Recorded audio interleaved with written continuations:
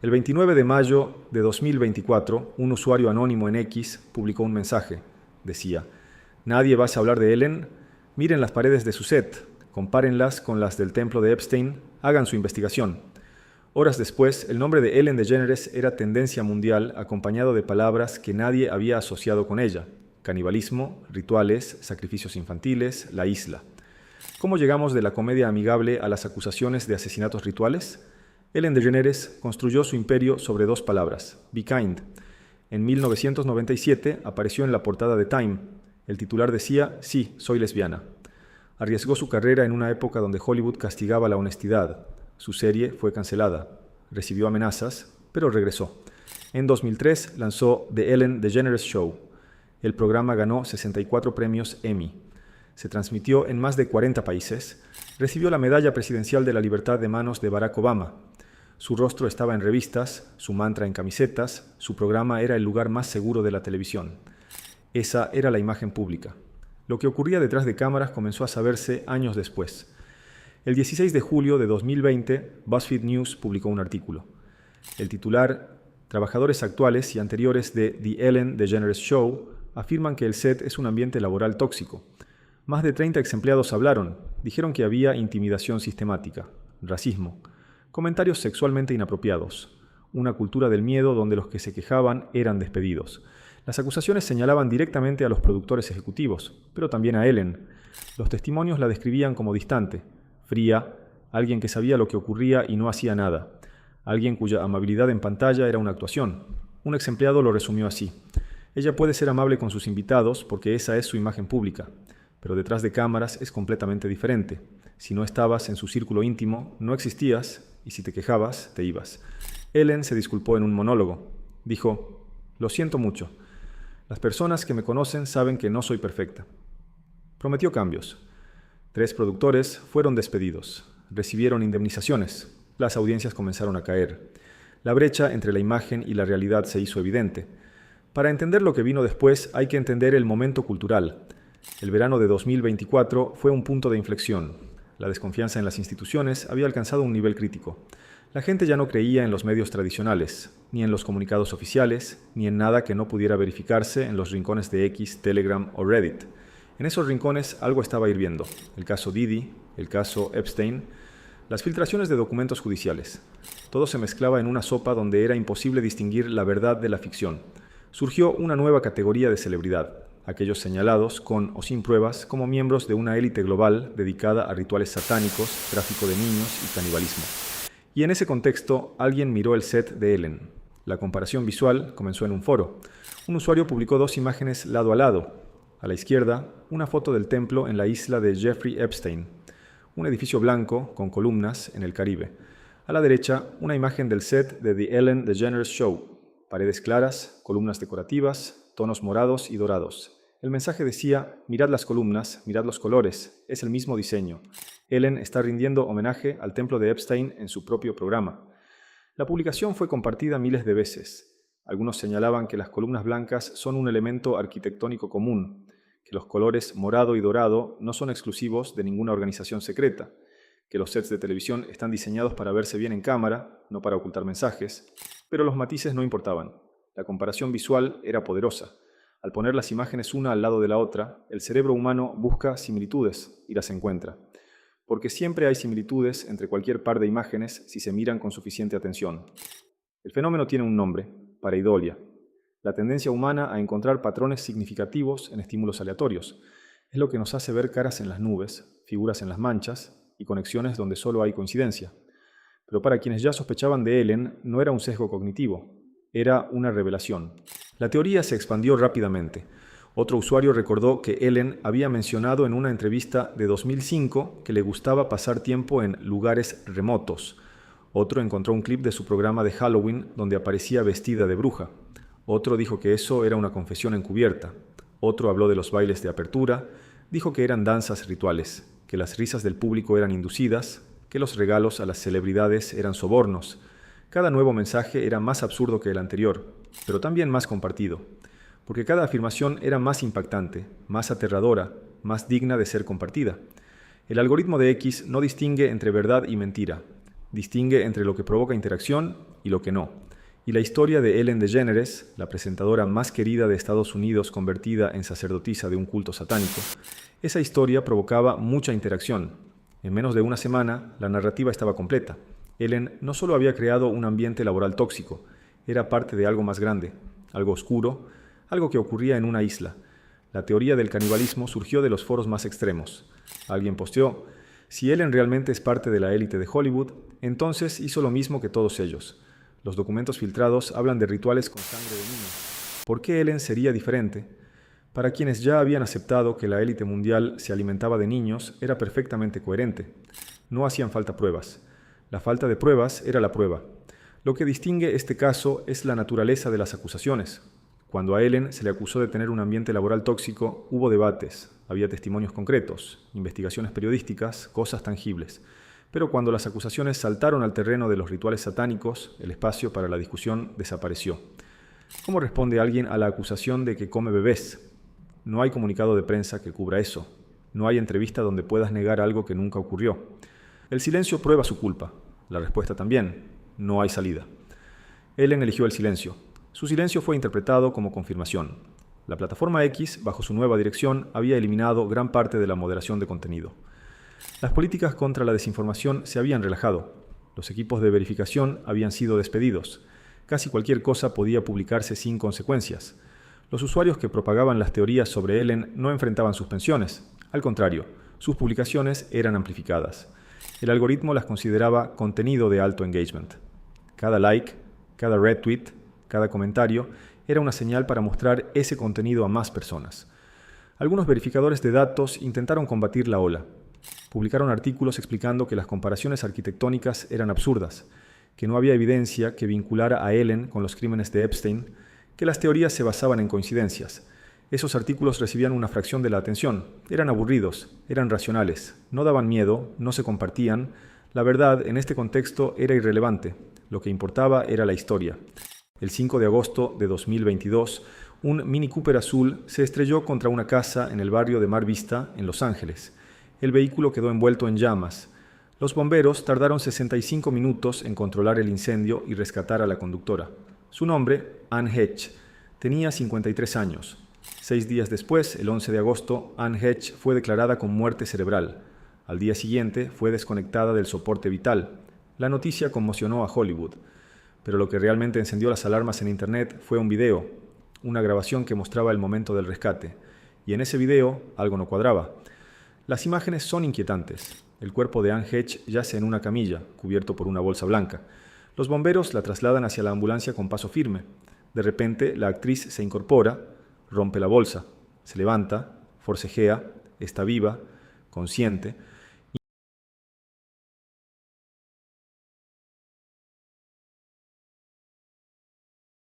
Las preguntas comenzaron a acumularse. ¿Por qué la trasladaban cubierta como un cadáver si aún tenía signos vitales? ¿Por qué los bomberos no reaccionaron con urgencia cuando se movió? ¿Por qué la metieron rápidamente en la ambulancia y la historia oficial cambió después? Los teóricos de la conspiración señalaron algo que nadie había notado antes. Anne Hedge había sido pareja de Ellen DeGeneres. Su relación duró de 1997 a 2000. Fue una de las primeras grandes relaciones lésbicas de Hollywood, con portadas de revistas y atención mediática masiva. Y ahora, 22 años después, Anne Hedge estaba muerta en circunstancias que muchos consideraban sospechosas. ¿El motivo? Según los rumores, Anne Hedge estaba preparando algo peligroso, algo que involucraba a su expareja.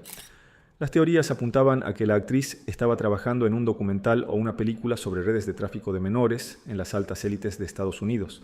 Algunos hablaban de un libro, otros de un testimonio explosivo que revelaría la verdad sobre Hollywood. Y en el centro de esa verdad, según los rumores, estaba Ellen DeGeneres. La narrativa se construyó sola. Anne iba a ti a hablar. Anne sabía demasiado. Anne sufrió un accidente. Anne intentó levantarse de la camilla, pero la metieron igual en la ambulancia. Anne murió 6 días después. El fiscal del condado de Los Ángeles determinó que la causa de la muerte fue inhalación de humo y lesiones térmicas, con una fractura de esternón como factor contribuyente. Los análisis toxicológicos encontraron cocaína, fentanilo y benzodiazepinas en su organismo, aunque los forenses aclararon que parte de esas sustancias pudieron haber sido administradas en el hospital. Para los teóricos eso no fue suficiente. El caso estaba cerrado. Demasiado rápido, demasiado limpio. y Ellen DeGeneres, desde su retiro, guardaba silencio. Pero las sombras sobre Ellen no solo se construyeron con teorías sobre muertes sospechosas, también había pruebas en video, imágenes que millones de personas vieron en directo, momentos donde la máscara de la amabilidad se resquebrajó frente a las cámaras. Uno de esos momentos ocurrió con Billie Eilish. La joven cantante, que en ese entonces tenía 18 años, llegó al programa de Ellen con la ilusión de promocionar su música. Lo que encontró fue incomodidad. El fragmento es incómodo de ver. Ellen, como siempre, sonriente. Billie, visiblemente tensa. La presentadora le pregunta sobre sus tics y sus movimientos involuntarios, algo que Billie había mencionado públicamente como parte de su síndrome de Tourette. Billie responde con honestidad. Explica que tiene tics, que no puede controlarlos, que a veces se manifiestan en público. Ellen la interrumpe. Hace bromas. Billie ríe, pero es una risa nerviosa. Su lenguaje corporal es cerrado. Mira hacia abajo, se toca el cabello. Quiere salir de ahí. Los fans notaron algo que en su momento pasó desapercibido. Ellen no estaba escuchando. Estaba esperando su turno para hablar. La amabilidad era un guión, y Billie no seguía el guión. La entrevista terminó. Billie se fue. Años después, cuando el escándalo de Ellen estalló, los fans rescataron ese video. Lo compartieron millones de veces. Miren cómo la trata, decían. Miren su cara. Eso no es amabilidad. Pero el momento más famoso, el que realmente mostró la grieta, llegó con Dakota Johnson. Corría 2019. Dakota Johnson estaba sentada en el sillón de Ellen promocionando su película The Peanut Butter Falcon. Todo parecía normal hasta que Ellen mencionó algo que nadie esperaba. La presentadora le recordó a Dakota que no había sido invitada a su fiesta de cumpleaños. Y no solo eso, se lo reprochó en cámara frente a millones de espectadores. El tono era de broma, pero había algo incómodo en la insistencia. Dakota, con una sonrisa helada, respondió, «En realidad no, eso no es verdad, Ellen». It's good to see you. Happy belated birthday. When was your birthday? It was October 4th. October 4th. You turned 30. I did. And how was the party? I wasn't invited. Actually, no, that's not the truth, Ellen. You were invited.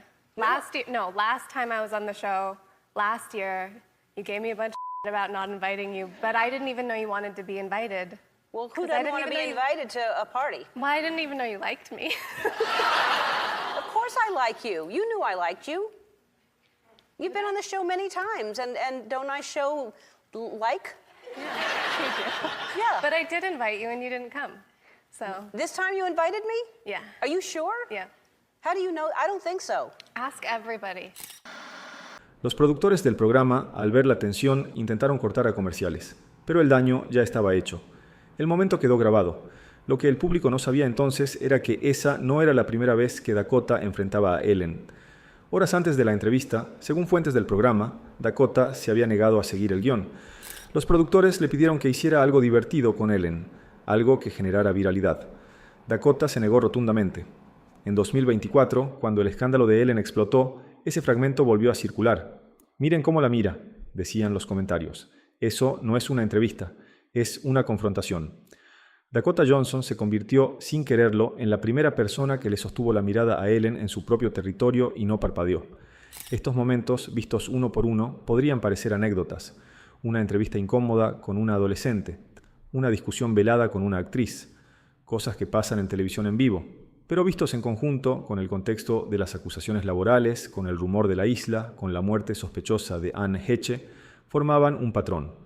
Un patrón que los teóricos de Internet no tardaron en señalar.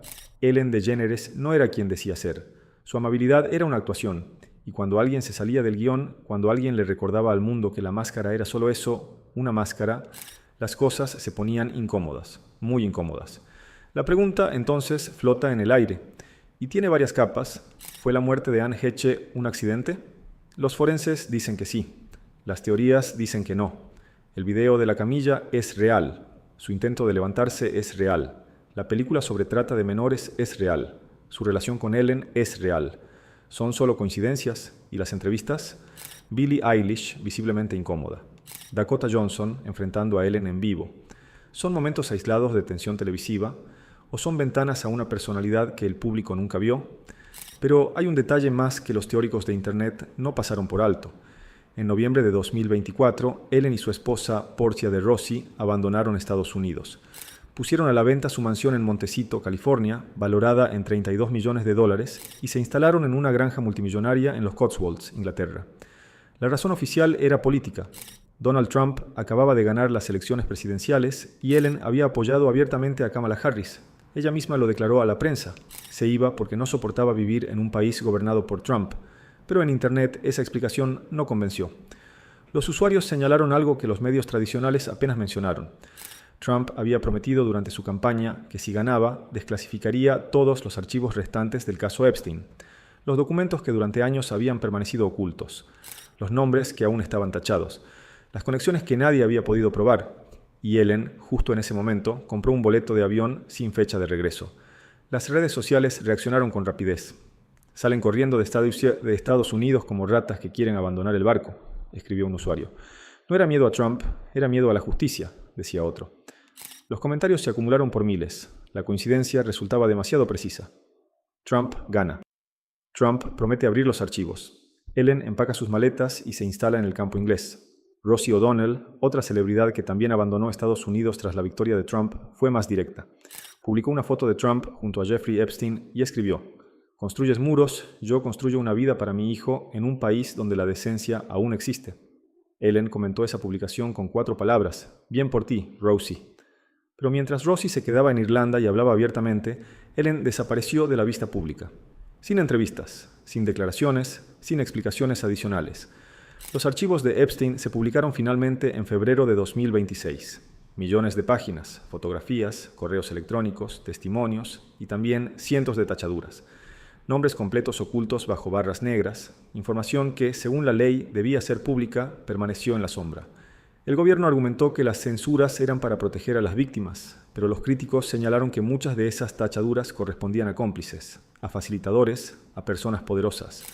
El nombre de Ellen DeGeneres no apareció en los archivos visibles, pero eso no significa nada, porque los archivos tienen 11 nombres tachados que nunca conoceremos, 11 identidades que podrían ser cualquiera. Ellen, desde su granja en Inglaterra, no ha vuelto a hablar del tema. Su silencio se mantiene, su vida privada, más privada que nunca. En 2022, después de 19 temporadas, The Ellen DeGeneres Show llegó a su fin. Lo que comenzó como un espacio de alegría y baile terminó entre lágrimas, pero también entre sombras. Las audiencias nunca se recuperaron del todo después de las acusaciones de 2020. Los anunciantes se fueron alejando. La magia se había roto. En su monólogo de despedida, Ellen dijo: «Si soy la razón de que alguien haya sonreído hoy, entonces todo esto ha valido la pena». El público aplaudió. Hubo abrazos, hubo nostalgia, pero ya nada era igual. Porque fuera del estudio, en los rincones de Internet, la historia de Ellen había tomado un rumbo que nadie podía controlar. Ya no era solo la presentadora con un ambiente laboral tóxico. Era algo más, algo que conectaba con los nombres más oscuros de la élite mundial. Y en el centro de esa oscuridad estaba Jeffrey Epstein. En febrero de 2026, el Departamento de Justicia de Estados Unidos publicó miles de documentos relacionados con el caso Epstein. Era la mayor filtración de archivos hasta la fecha. Millones de páginas, fotografías, correos electrónicos, testimonios, la promesa de transparencia total. Pero cuando los investigadores y periodistas comenzaron a revisar el material, encontraron algo que encendió todas las alarmas. Los documentos estaban llenos de tachaduras, nombres completos ocultos bajo barras negras, párrafos enteros ilegibles. Información que, según la ley, debía ser pública, permanecía en la sombra. El gobierno argumentó que las censuras eran para proteger a las víctimas, para evitar la difusión de material sensible. Pero los críticos señalaron algo inquietante. Muchas de esas tachaduras no correspondían a víctimas, correspondían a cómplices, a facilitadores, a personas poderosas cuyos nombres nunca debían salir a la luz. Legisladores de ambos partidos revisaron los archivos sin censurar y encontraron algo peor. En muchos casos, las tachaduras eran innecesarias. Nombres de hombres influyentes habían sido borrados sin justificación. Hombres que, según los documentos, podrían haber sabido, podrían haber participado, podrían haber callado. El congresista demócrata Ro Khanna declaró: «Si encontramos 6 hombres que estaban ocultos en 2 horas, imagínense a cuántos están encubriendo en esos 3 millones de archivos». Y entonces llegó la pregunta que nadie podía responder: ¿cuántos nombres más están ahí? ¿Cuántos poderosos, cuántas celebridades, cuántos íconos de la televisión aparecen en esas páginas que nunca veremos? Porque los archivos de Epstein no son solo una colección de documentos, son un cementerio de secretos, y como todo cementerio, guarda cuerpos que nunca serán exhumados. El nombre de Ellen DeGeneres no aparece en los archivos filtrados, al menos no en los que hemos podido ver. Pero eso en sí mismo no significa nada, porque si algo nos han enseñado estos documentos es que el silencio también habla. Los teóricos señalan algo que no deja de ser inquietante. Ellen se movió durante décadas en los mismos círculos que Epstein.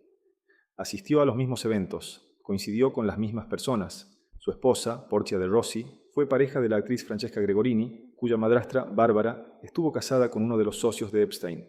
6 grados de separación que, en el mundo de las élites, a menudo se convierten en uno solo. ¿Hay pruebas? No. ¿Hay testimonios? Tampoco. Pero los archivos tachados nos recuerdan algo incómodo. Lo que no vemos puede ser más importante que lo que vemos. Porque si hay 11 nombres censurados en los documentos, si hay 6 hombres cuyas identidades fueron borradas ilegalmente, si hay páginas enteras en negro, ¿quién nos asegura que Ellen no está ahí? ¿Quién nos asegura que cualquier celebridad no está ahí? La respuesta es nadie. Y en esa incertidumbre, en esa niebla de tachaduras y secretos, las teorías encuentran su hogar. Ellen DeGeneres se retiró de la vida pública. De vez en cuando aparece en alguna foto, en algún video de TikTok. Se la ve tranquila, sonriente, como si nada hubiera pasado. Pero afuera, el mundo digital sigue girando. Los videos de sus entrevistas incómodas acumulan millones de reproducciones. Las comparaciones de su set con el templo de Epstein siguen circulando. Los montajes con música siniestra no desaparecen. Su legado está partido en 2 mitades. Para una generación, sigue siendo la mujer que nos enseñó a bailar, la pionera que salió del closet en los 90, la activista que usó su plataforma para hacer el bien.